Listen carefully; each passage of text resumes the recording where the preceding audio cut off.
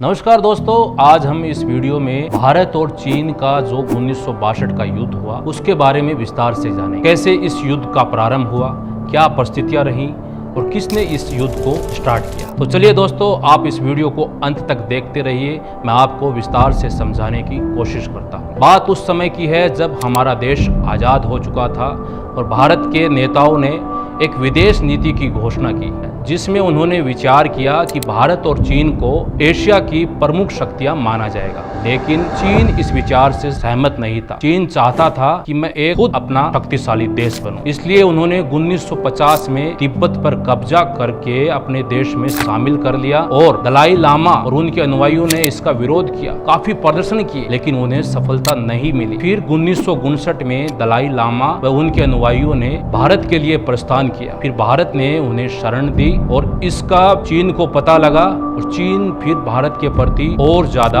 आकर्षित हो गया। अब सैन्य दृष्टिकोण से देखें तो 1914 में अरुणाचल प्रदेश में ब्रिटिश के अधिकारी सर हेनरी के द्वारा एक रेखा खींची गई। इसे तिब्बत ने स्वीकार किया, लेकिन चीन इससे सहमत नहीं। चीन का मानना था कि तिब्बत कोई स्वतंत्र देश नहीं है, तो स्वतंत्र देश ना हो वह इस फैसले पर सहमति नहीं जता। इसकी वजह से चीन ने इसे स्वीकार कर दिया। हालांकि तिब्बत एक स्वतंत्र देश था, लेकिन 1950 में चीन ने इसे अपने कब्जे में कर लिया। इसी तरह लद्दाख क्षेत्र में भी सीमा रेखा खींची गई और उस समय के अधिकारी जॉनसन द्वारा इस रेखा को खींचा गया। बाद में इस रेखा को जॉनसन लाइन से जाना गया। माओ के अधीन चीन ने लद्दाख और अरुणाचल प्रदेश के क्षेत्र को अपने बल से, अपनी ताकत से अपने देश में शामिल करने का प्रयास किया। यही सीमा विवाद भारत और चीन के युद्ध का मुख्य कारण बना। वैसे भारत और तिब्बत दशकों तक साझा सीमा वाले थे। तिब्बत पर जब चीन ने दावा किया तब इस सीमा को चीनो इंडियन सीमा कहा गया। भारत के 50,000 वर्ग मील क्षेत्र को चीन ने अपने मानचित्रों में अपना हिस्सा दिखाया और इसका हमारे पूर्व प्रधानमंत्री पंडित जवाहरलाल नेहरू जी ने विरोध किया और उस समय के चीन के प्रधानमंत्री चाउ एनलाइन से इसका उल्लेख। और चीन ने इस मुद्दे को सुलझाने का भारत देश से वादा किया, लेकिन इस विवाद को चीन ने नहीं सुलझाया। चीन ने 1956 में एक्साई चीन के क्षेत्र में सड़क निर्माण को शुरू किया। भारत ने इसे चीनी आक्रमण समझा और भारतीय सेना ने इसके जवाब में एक्साई चीन के क्षेत्र में अतिरिक्त चेक पोस्ट बना दी। फिर जुलाई 1958 में खरनाक किले के पास चीन ने लद्दाख क्षेत्र का उल्लंघन किया और फिर इसी तरह 1959 की गर्मियों में पोंगांग झील के क्षेत्र में ऐसी घटना घटित हुई। 20 अक्टूबर 1962 को चीन की आर्मी ने थागला रीज पर एक योजनाबद्ध आक्रमण शुरू किया। पश्चिमी क्षेत्रों में भारत 3 मोर्चों पर हमले का सामना कर रहा था। भारत को सैनिकों एवं गोला बारूद की गंभीर समस्या, ऊंचे इलाकों के लिए सर्दियों के कपड़े काफी कम थे।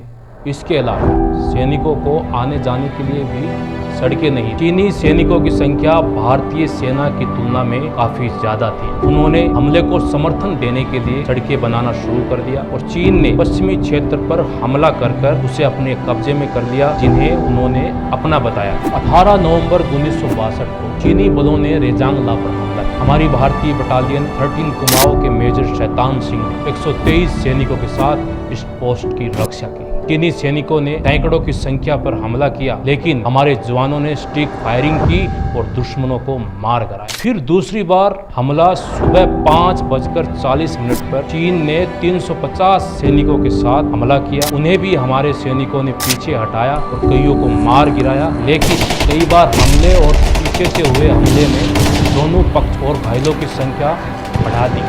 पोस्ट पर तैनात कुमाऊं बटालियन के 123 में से 114 जवान शहीद हुए और उन शहीदों की याद में सरसुलू नामक स्थान पर शहीद स्मारक बनाए गए और मेजर शैतान सिंह को परमवीर चक्र से सम्मानित किया गया। अब हम बात करते हैं पूर्वी मोर्चा। अरुणाचल प्रदेश में चीनी सेना ने 20 अक्टूबर को थागला और 21 अक्टूबर को वलोंग पर हमला किया। बड़ी संख्या सैनिकों व भारी तोपखाने की फायरिंग के साथ उन्होंने थागला और वलोंग के कुछ हिस्सों पर कब्जा कर लिया। भारतीय सेना की स्थिति कमजोर थी, सैनिकों की कमी थी। चीनी बलों ने 24 अक्टूबर को सीज फायर की पेशकश की, लेकिन भारत ने इसे स्वीकार नहीं किया। नवंबर के पहले सप्ताह के अंत तक चीन ने भारत को पूरी तरह से हरा दिया। पीएलए ने अरुणाचल प्रदेश के बड़े हिस्से पर नियंत्रण कर लिया।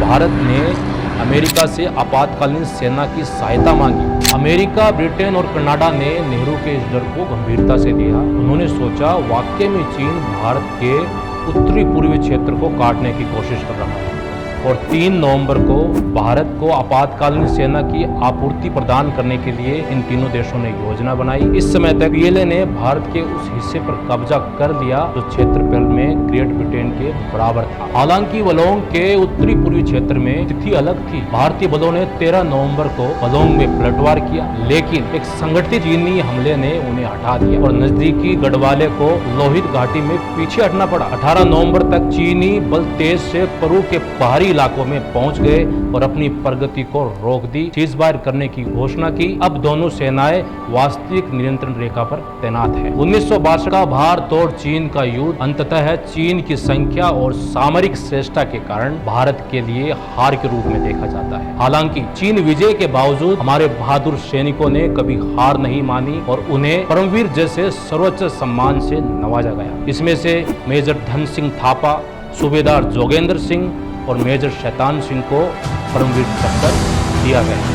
तो ऐसे महान वीरों ने हमारे देश की रक्षा करते हुए अपने प्राणों का न्यौछावर कर दिया। हमारा देश उनके बलिदान को पीढ़ियों तक याद रखे। आज की वीडियो में सिर्फ इतना ही। इस वीडियो को आपने देखा, आप सभी का धन्यवाद। ऐसे ही नई वीडियो में फिर एक नई कहानी के साथ आप लोगों से मुलाकात करेंगे। जब तक आप जहाँ भी रहें, स्वस्थ रहें, मस्त रहें और आप हमेशा मेरे प्रति अपना स्नेह बनाए रखें। जय हिंद, जय भारत। आशा करता हूँ कि ज़्यादा से ज़्यादा लाइक करें, शेयर करें, कमेंट करें। आपसे रिक्वेस्ट है चैनल को ज़रूर सब्सक्राइब करें।